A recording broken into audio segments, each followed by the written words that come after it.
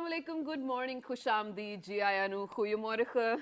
Bekher agele, die hao, jure shumme, washwele, ohio gonzaimas, guten morgen, hola, bonjour, privyet, kaifa hal, hala shuma chatore, ahlan wasalan marhaba, kaifa haluka, buna, and a very amazing good morning to everybody who's tuned into PTV World and are watching World this morning. Alongside the very amazing, the very fabulous, the very talented Shahzad Khan and Shiza Hashmi. Hello Shiza, how are you today? I am not very good, but how are you? Well, why aren't you good, first of all? A First things first. cold again, morning allergies and whatnot. But then again, it's Friday, we're headed out to a weekend, so I'm excited. Okay, that's great. So you see, it doesn't really matter whether you're feeling fine or not, but if it's Friday, I think that the day gives you a vibe Yes. where I think that you can probably manage to go through the weekend. The all is well vibe. Yeah, so all is well, ladies and gentlemen, and we definitely hope that everybody who's out there who's actually tuned into PTV World is doing great, fine, superb, and are fit and healthy, because it's time to rise and shine, wake and bake, get up, and be more focused about what you want to achieve in life. Exactly. So lately, I think you've noticed as well, I have to attend a lot of weddings. A lot of my friends are getting married and everything. The celebrities get invited quite a lot, Oh, right? I know, right? But you know, anyway, the point of pointing this out actually is that I see a lot of food being wasted because, first of all, there is a lot of food available for Yeah. like hundreds of guests Yeah. right there at the venue. But then again, not all of that is consumed or occupied by the guests, Yeah. which more than half of it goes to waste, or even their wasted food in the plates as well, you Yeah. know. So I feel like there should be a mechanism or a system for that particular wasted food to, you know, to be used or utilized by the needy people. And there are actually students of Lahore, I know, and some in Karachi as well. Yeah. Yes, yes, Yeah, and exactly. a group of students from LUMS, ladies and gentlemen, they graduated from LUMS, and I recently had an opportunity to see them as well. I said it on my show yesterday too as well. Right. And so they came up to me, and they were the partners with this festival where they actually used to collect all of the leftover food. They go and then they preserve it in the freezers too. And then the next day they actually give it to all of those other people who actually need it for just 10 rupees. And I think Wow. it's a great initiative. People need to do this. But other than that, I'm going to come back to weddings. I'm very sorry Yeah. for that. First things first, that your family does not let you waste that food. Okay. Because you pack it up, you bring it back home, and then there's your chachu, chachi, nana, nani, dada, dadi. Everybody wants a share of it, and you know, for Right. the next 3-4 days, you can rely on it. You're So we can share that. But other than that, there's one more thing which I'm going to come down to. So, ladies and gentlemen, please consider it as my process of giving a reason about why people like Shiza are actually fallen ill. So, you know, she actually said that, you know, I have to attend a lot of weddings. So now there's one thing. When you go to a wedding in winters, you will see men with scarves, you know, probably I know mufflers where this around is their going. neck and, you know, waistcoats and whatnot. But if you're going to see women, you know, it's like sleeveless, you know, no sweaters, no jumpers, no nothing. And even though, you know, they're just shivering, but they're like, oh, I'm fine, We're I'm not fine. shivering, it's so natural, we'll just gracefully carrying what we're carrying. Well, come on, don't do that. At the moment they sit back in the car, they're like, oh, heater on karna.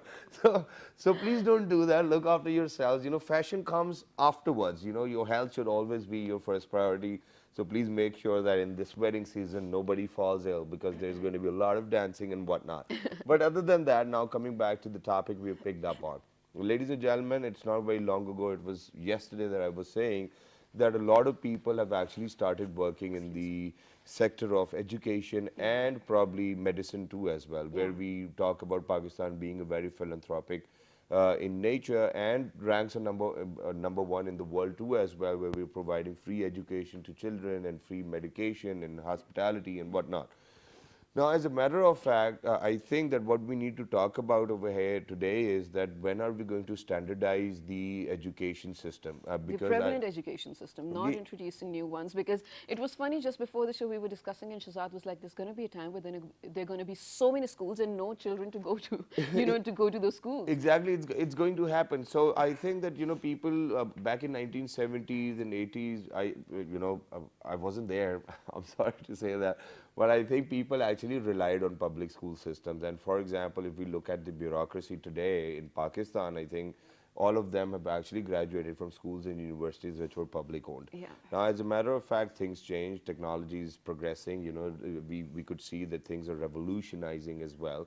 And the West has an impact on all of the 96 developing countries. Now, talking about all of that, I know for sure that there are a lot of students who actually travel abroad to study. That's good. There's no harm. If you can afford it, you should probably be going. But I think that it comes down to where we actually have to go and take a look that how are the provinces actually progressing. Every province is progressing in terms of education.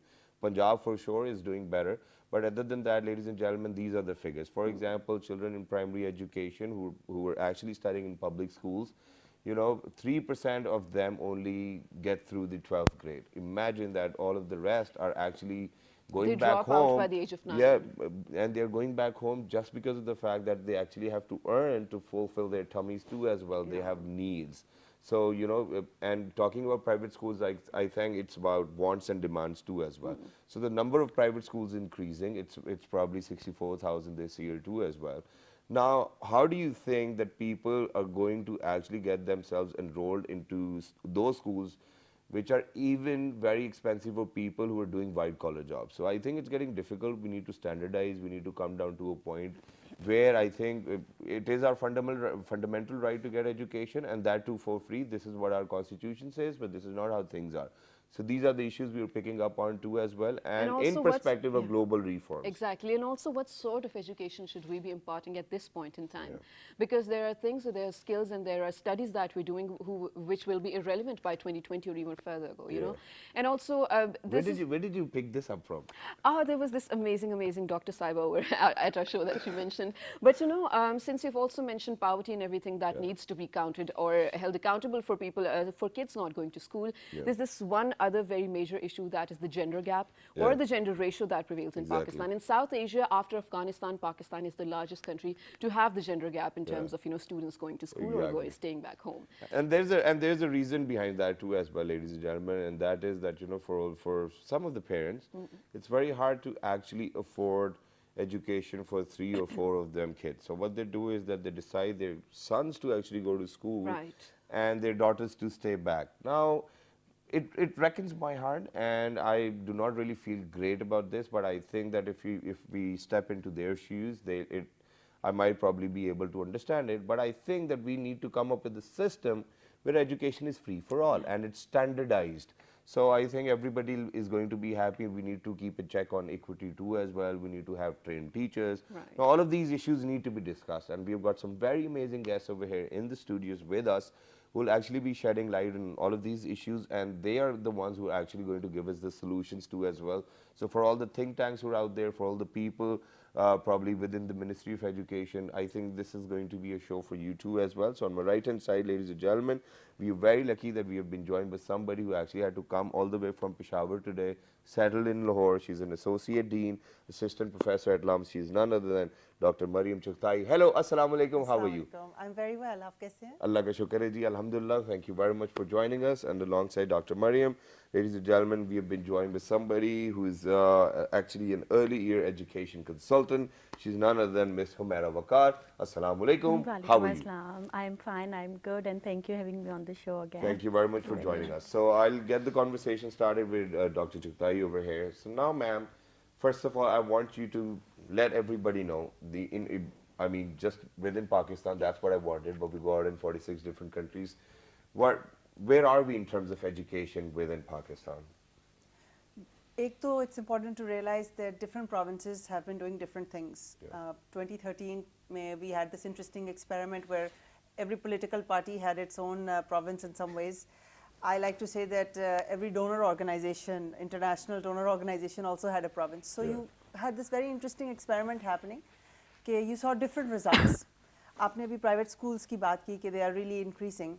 It's true. इस वक्त 1/3 of private school, 1/3 of schools in Pakistan, in Punjab, are low-cost private schools. Okay. But in Khyber Pakhtunkhwa, in fact, more than 100,000 students shifted from low-cost private schools into public schools. Okay. Because the quality of public schools went up.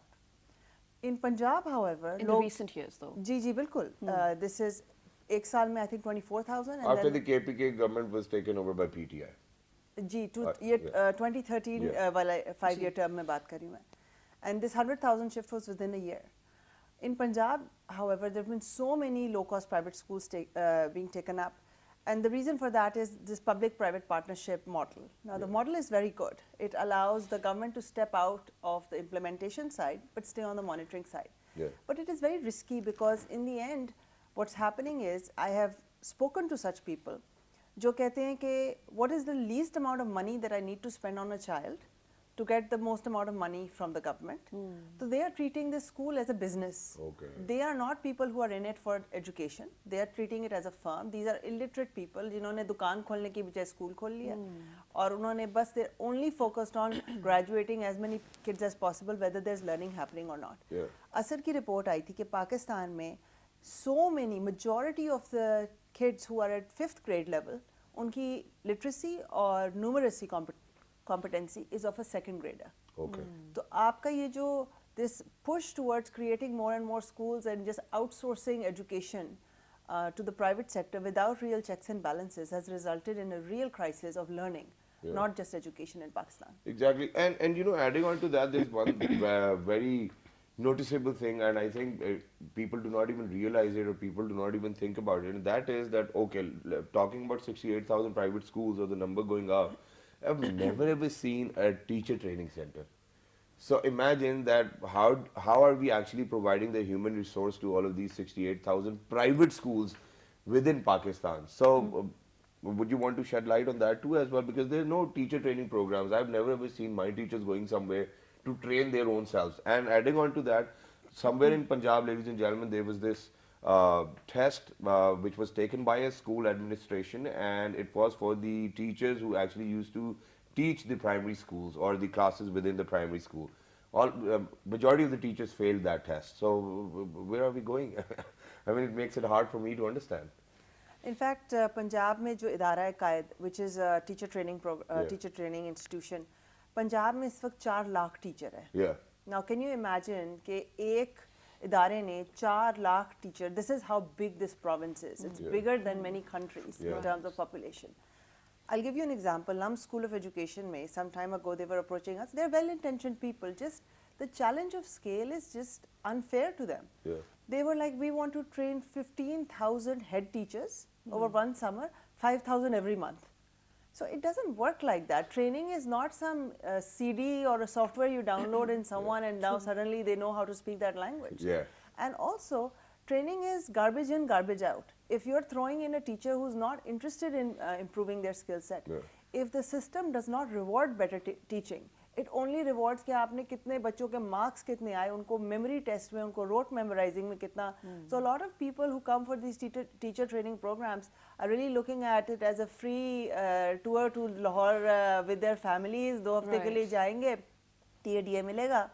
So, so the intentions aren't really, you know, great as well, because they are not. I feel like the mindset has to be tackled with for the teachers, because I think we've talked about this on the show before as well. The teachers get offended when you ask them if you have ever been to a training session, because the concept that they're the teachers, why should they need training? नहीं देखिए आप you cannot fault the teacher. The teacher in Pakistan works very hard and is someone that is rejected by society in a number of ways, and is still going and teaching in very bad circumstances. The problem is with the incentive system. Our incentive system, एक तो जो training का scale है that the Quaid is asked to cover is just unfair. Secondly, जो आप जिस तरह की training provide कर रहे हैं, that is not going to translate into any kind of learning. कि जी intensive 10 दिन के course के लिए आ जाएं आप. एक हमारे हार्वर्ड में प्रोफेसर थे, वो कहते थे कि एक टीचर ट्रेनिंग प्रोग्राम पाकिस्तान में उन्होंने ऑब्जर्व किया जिसमें टीचर ने ब्लैक बोर्ड पे लिखा कि I will not teach by rote memorization and the teacher students copied that, I will not teach by rote memorization. So you see इसमें टीचर का कसूर इतना नहीं है जितना हमारे policies का और focus on just numbers का है. Okay, but you know, just a while ago, Ms. Chukta, you mentioned that a 5th grader of Pakistan is actually equal to a 2nd grader, you know, if we're talking about globally. But coming to you, Ms. Umaira, now, you know, 6 to 7 kgs of school bags on the shoulders, okay, and thousands of schools to go to, and so many teachers to look after. But we're still not matching that standard, the global standard. What are we lacking behind? Let's look at all the issues. Yeah, actually what we were talking about, that is no doubt the effects we are observing nowadays in the society after 20 years, you know. So whatever you are so today, you will just go and see the result after 20 years. The first step, if we just go towards the solution and to the policy maker, there are 3 things. One is the children who are not going to school, the lack of educational facility. But the other thing, the most important thing is the existing system, how we improve them. if we just go for a standardization or accreditation. Okay. So this accreditation is, personally, I had experience to work in that accreditation program in when I was there in KSC, and personally I observed that within 3 years how these all issues which we are talking about in terms of teacher training or the human resource or the leadership or the curriculum, they were improved. How? That the accreditation is the quality assurance program under which we serve, under which we observe and evaluate the current educational institutes, whether they are what they are offering. I'm talking about those 64,000 private schools. They are offering, whether they are doing or providing the same thing, because when we go for the accreditation program, that will be done by the third external body and associated and approved by the government. और वो हमें बताती है कि okay, whether those 5 things, those 5 criteria are being standardized, and if they are telling that we are providing everything according to that, what they are charging for. Okay. So I think this is if the part of the policy that no school can be run within 3 years unless until they are not accredited by certain agencies or the external bodies. So probably we can solve that issue to some extent. Exactly, and you know, over here, ladies and gentlemen, in Pakistan, I think every other local school has got their own standards too. But now, I think there comes a point in your life where you actually want to think about what do you want to teach your kid, and I think this is where I want the direction to go as well. Because earlier, I think in the days when I was growing up, everybody wanted to speak English. You know, nowadays people want their kids to speak Chinese too as well. There are other schools which are coming up, and I think it's very necessary to actually cope up with the need of the hour too. But now I think it's about time that we realize whether we want our child to actually be good at memorizing, or be good at critical thinking, or to be full of morals or whatnot. But and this is something which we'll definitely discuss after a short break.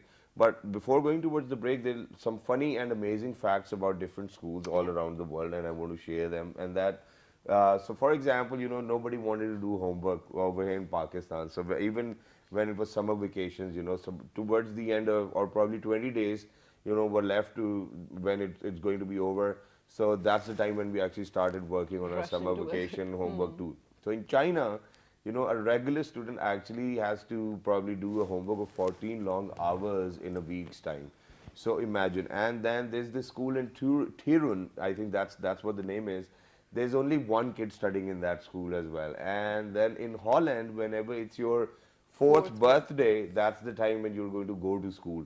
In Japan, the school kids are actually very independent because they go to school by themselves, come back themselves too as well. And there are many more. I mean, if you want me to read these were the ones which I remembered. So, world's oldest school is in Canterbury, England. The King's School, as it is named, was founded in 597 AD. Wow. And kids in Finland do not start school until the age of 7, which is one of the oldest ages around the world to start I know, school. right? By 7, you're in class 1. Yeah, and Iran is one country where girls and boys are educated separately till the time they reach college. Whoa, so these were some amazing facts. Let's go for a short break. Don't go anywhere, because when you guys will come back, we're actually going to ask this question. The solutions we're looking at, actually. We will definitely talk about solutions, but I want to ask, what do we want to educate our children with? I mean, is it all the books? Is it the history? Is it critical thinking? Is it Right. morals? Is it values? What? But I don't think that parents have actually decided that. Let's take a break. Good Stay morning. tuned.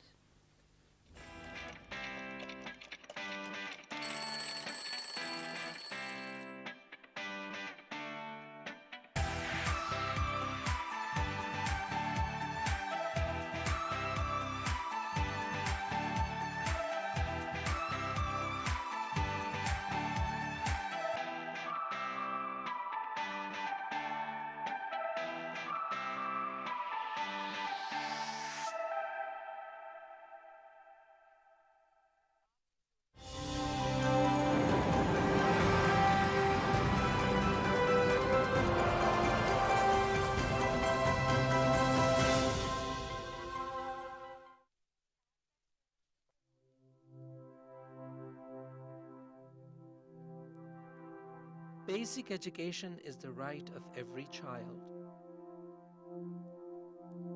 Today, some 168 million children are in child labor, deprived of education. Every child, without discrimination, deserves access to a quality education.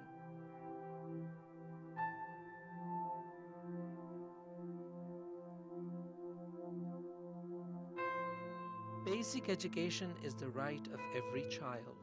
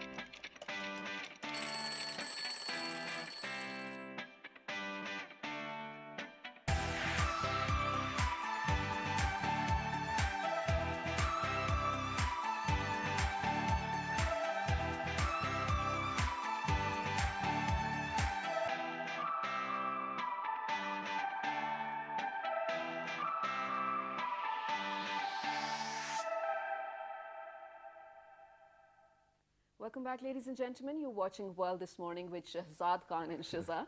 And today, for all those who just joined in, we're talking about education reforms, global education systems, and where Pakistan stands in terms of, education being provided to the children, also the prevalent conditions of the schools that exist. Exactly. And where do we need to go in terms of, improving ourselves? Yeah, I think we've talked about how this situation is very bleak over here within Pakistan.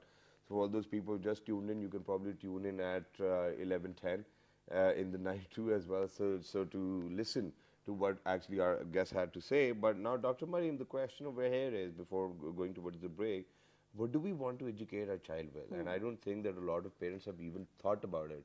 I think that it's like people running in a maze and they just want another door to exit. That's it. So what are we trying to educate our children with? Not just in Pakistan, but around the world, Yeah. this is a challenge. Harari की एक किताब अभी recently आई है, 21 skills for the 21st century. Okay. We are finding that इस वक्त schools में what we are teaching, by 2020 those skills will be irrelevant because the technological revolution is so fast. Jobs are being outdated so quickly कि आज आप schools में जिस तरह से mathematics और literature और सब कुछ सिखा रहे हैं, that will not be relevant anymore. Yeah. Instead, you need to be developing a curriculum that teaches students how to think creatively, how to be able to adapt to different circumstances, curiosity, resilience, grit. Entrepreneurship is a very important area to bring into schools because आज अगर आप पाकिस्तान में jobs जितनी भी हैं उनको double triple भी कर दें, ओवरनाइट भी कर दें, आपकी पॉपुलेशन इतनी ज़्यादा है कि आप उन यूथ पल्स को कर ही नहीं सकते entertain. You need a lot more job creators than job seekers. Exactly. And therefore, having entrepreneurship as a core curriculum in all the way from young, जैसे आप बात कर रहे थे कि having from kindergarten onwards, having kids learning how to be curious. And none of the schools, at least in Pakistan, चाहे वो सबसे elite school हो जाए या वो everybody is focused on कि आपका O levels, A levels का grade कितना आया, metric FA में merit क्या आया, because you see it's all about कि And your आपका cousins are more worried. They are the ones who actually used to call me and tell me that, oh, you scored these many marks. I was like, man, it was my result. Why are you telling me? Please continue. Yes, so I think this focus on numbers and everything is a real threat to our long-term future. Societies that will, modern warfare will not be won on the battlefield, but it is about knowledge and the capacity to survive in a very fast-changing world. Exactly. And until our curriculum adapts to that, we are actually setting ourselves for a major, major failure. Right. And Shahzad, just yesterday, I think you mentioned that by the time you were opting for your university and what to study, a lot of people were actually saying कि BBA करा दो, MBA करा दो. And today there are so many people with those degrees and no place to No work. jobs. I mean, I got lucky. I won the VG hunt and the channel took me away. were But lucky, otherwise, I actually. think I'll be probably sitting behind the table earning 15 to 20,000 rupees. And this is the situation, this is the ground reality. But, since Dr. Mariam actually said that we really need to have a change, so I think the change actually needs to start from where the kid starts going to school, which is why I'm going to move on to you, Miss Sumera. Now, I think you're the people who've got the future in your hands, or probably you're the ones who will be shaping the future that, this is how it's going to look. Do you realize that there's this need to change each and everything and adopt newer systems? Yes, true, Shahzad. The first 7 years are the most important age. And I will quote Nelson Mandela's quote that if education is the weapon, Okay. the most important weapon if you want to change the world. And that change begins from the early years. But whatever my experience is, or I have observed that we all have a lot of what's.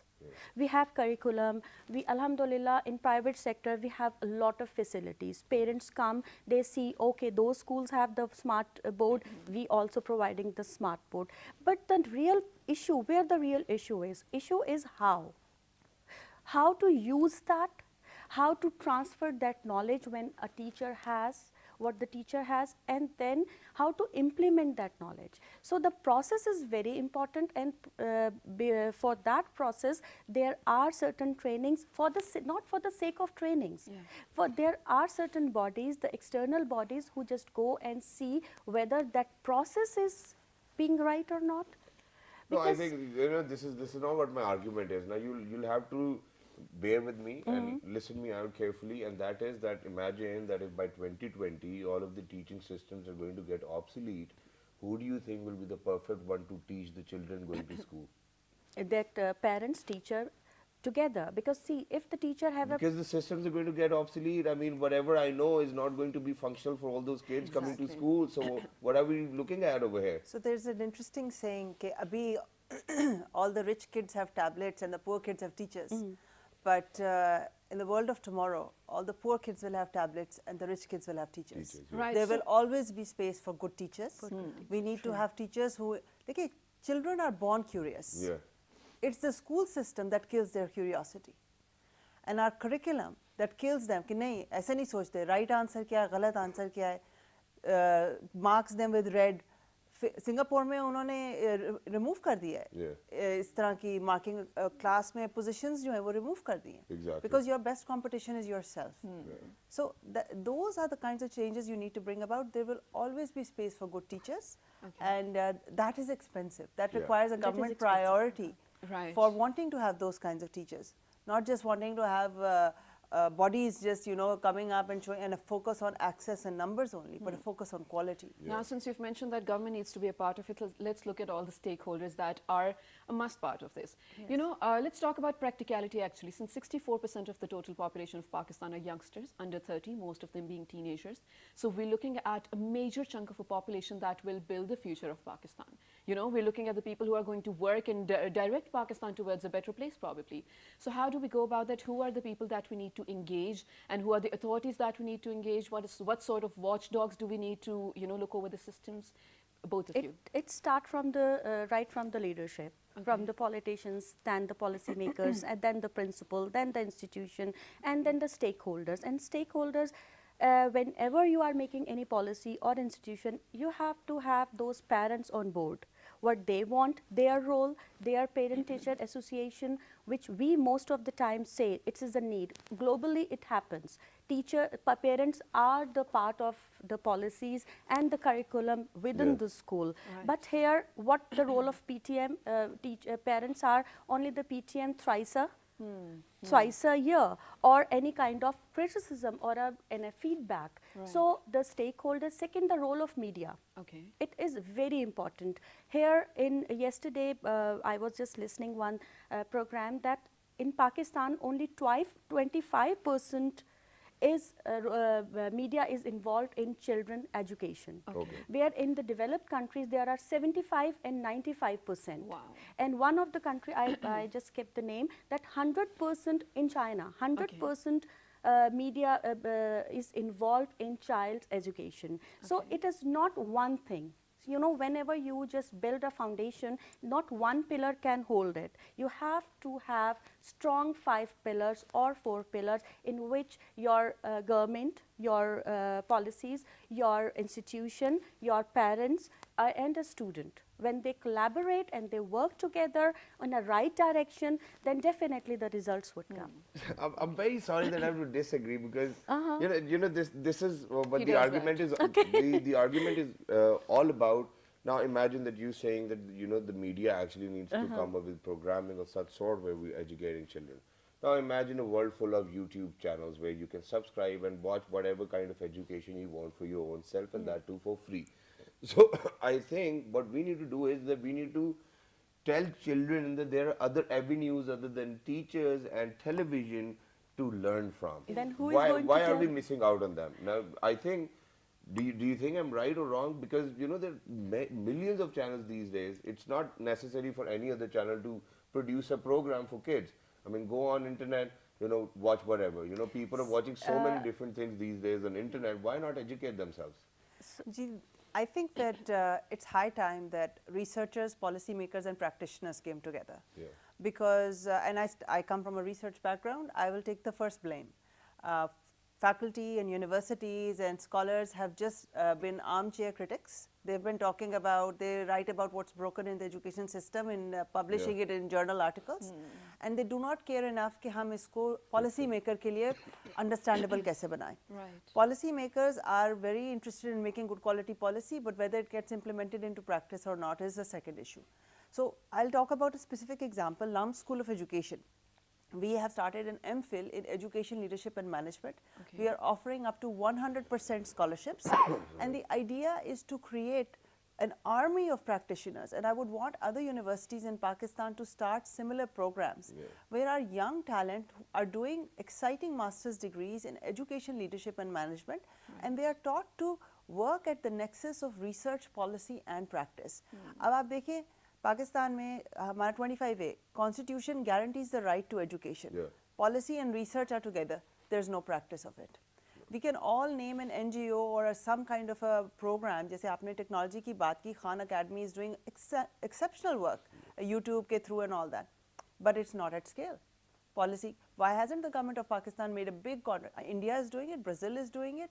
पूरा customized entire country के लिए, country-wide program with these Coursera, Linda. These are large-scale, free online but the government has not facilitated it.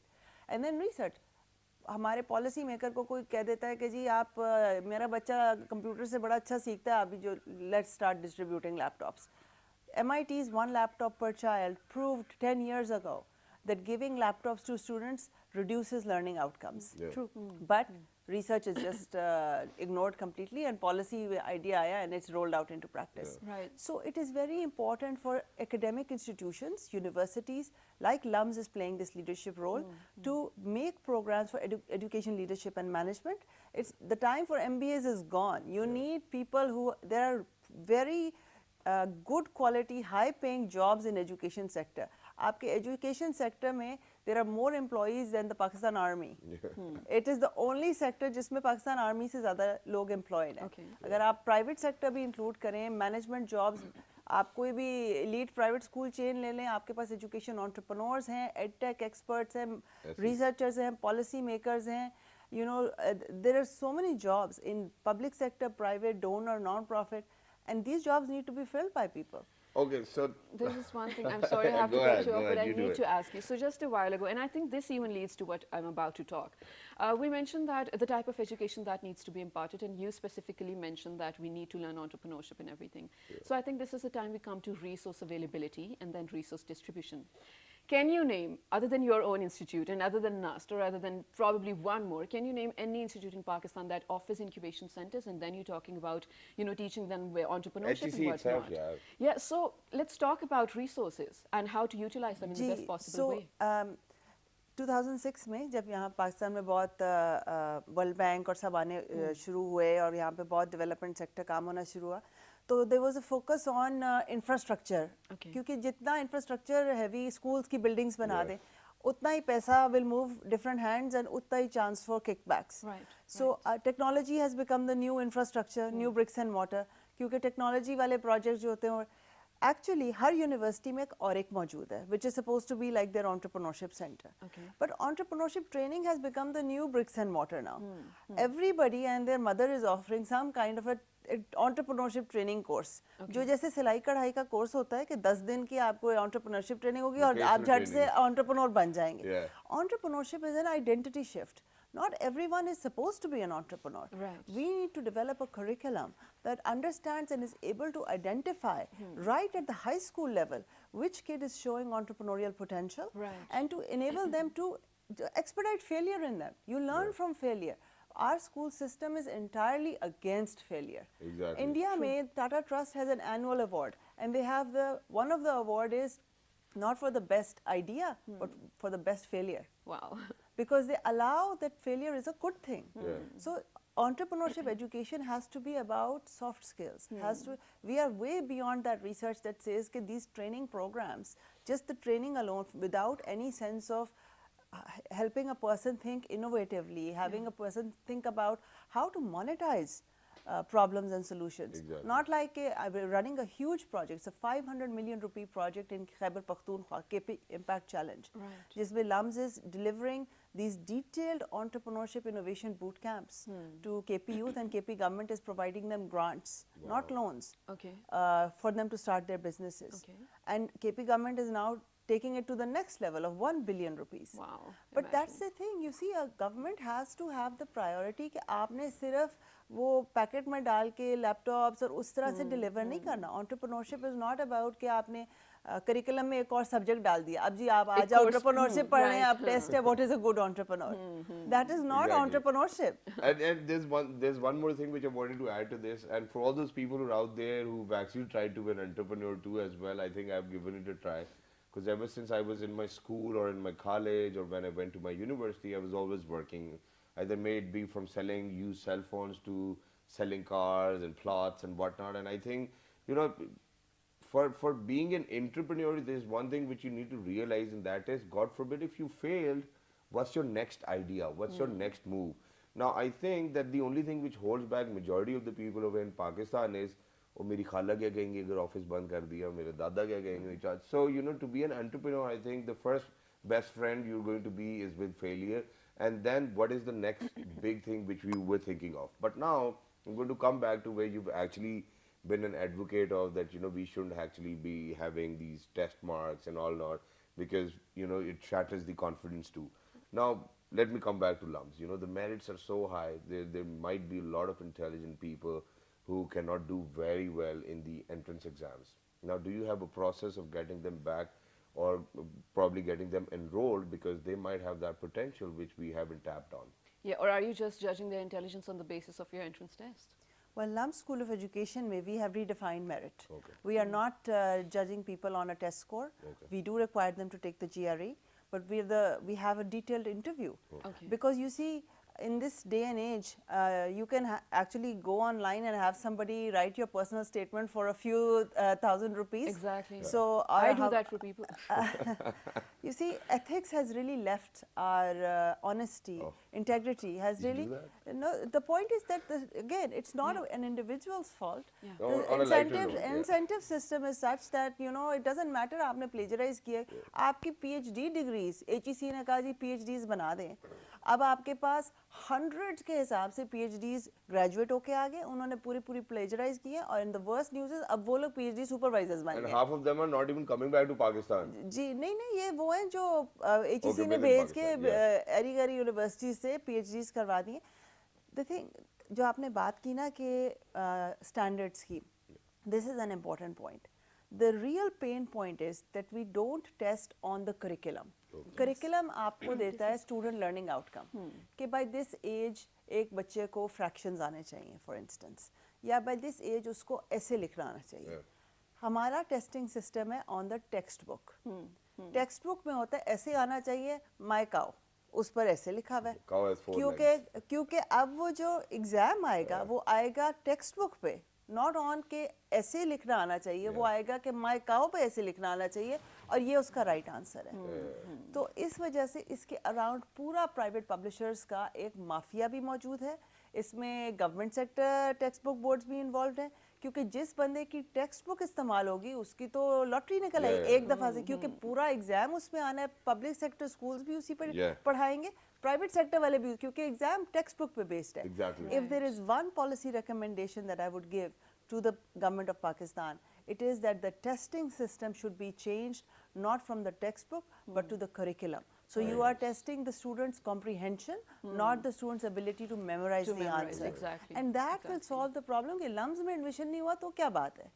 And this is why people still, I think, majority of the people in the CSS examination fail in their essay too as well. जी, So, because I think they've been writing the cow all this time. Yeah. Plus हमारा CSS exam test करता है कि आपकी अंग्रेजी कैसी है. Yeah. इतने ज़हीन लोग हैं जो शायद उनको अपॉर्चुनिटी नहीं मिली किसी ऐसी जगह पे पढ़ते कि जहाँ पे अंग्रेजी अच्छी पढ़ाई जाती, लेकिन वो ज़हीन लोग हैं. लेकिन CSS में टॉप लेवल पे वो पहुँच जाएगा जो अंग्रेजी तो बहुत अच्छी बोल लेता है, लेकिन उसकी कॉम्पिटेंस कितनी है. That's right. Ms. Maya, you Actually, need to add something? yes, here I think we have ultimately come up the same point, that accreditation, because whenever we don't touch the 5 W's, Right. that is how. And why I'm focusing that, because initially on your till 7, when you just start teaching your children to write a creative writing, not with the rote learning, that my cow, my house, myself, you how to use that 5 W's, like what, where, when, and one H. So if you just provide one flower to a child and just give them those 5 questions, he is able to write down the creative writing. So this is how the skills are improved. You know, you can improve those skills, and your question is that these soft skills are to be needed for upcoming years. Second thing is that when a child gets degree or from the graduate level or university level, that child should be prepared to go outside in the practical world and face the first conflict, that yes, now I'm not that awesome that I got GPA of 4, but in a practical scenario I have to deal with a lot of pressures, a lot of failures. And second thing is that my recommendation as an early years consultant, and I work like in accreditation system, that there should be some agencies, there should be some associations who are approved by the government, and then go and monitor that whether those processes which the private schools are offering are being done in a right way or not. Whether it is the teacher training, whether it is the implementation of curriculum, whether it is the involvement of stakeholder or working on the human resources. Exactly. Thank you very much for being with us. It was lovely to have you in a conversation which was very intense from my side. But other than that, you know, okay. I think I'm going to leave it. But thank you very much for joining us on the show too as well. But ladies and gentlemen, there's one thing, since I'm a father to a daughter too as well. And I think that how I want my child to grow up is probably not with the books, or, you know, not reading or studying too much. I think that I've got a keen eye on what actually gets her interested the most in. For example, may it be drumming, may it be guitaring, may it be singing, may it be building houses, may it be driving a car. So I think that it's about high time that we actually look into what the kid is interested in doing. May it be playing golf, may it be playing table tennis. You know, I think world now is not, you know, is not dictated by borders. It's an open arena, and I want everybody to perform to their best. Absolutely, But absolutely. well directed. Yeah, and so as we just mentioned, I need to close with the same note that we just mentioned: stop wasting food. Although if you're at a party, if you're at a wedding, whatever and whatnot, just do not waste food, because there's so many millions of people who are in need of that, and you're privileged to have that. Exactly, and do write to us on our Facebook page, which is with the name of Well This Morning, on Twitter, Well This Morning without a G, on Daily Motion and YouTube, Well This Morning, and this fabulous repeat is going to be our 5 past 11 in the night. till the next time. 1, 2, 3. Good morning. Thank you.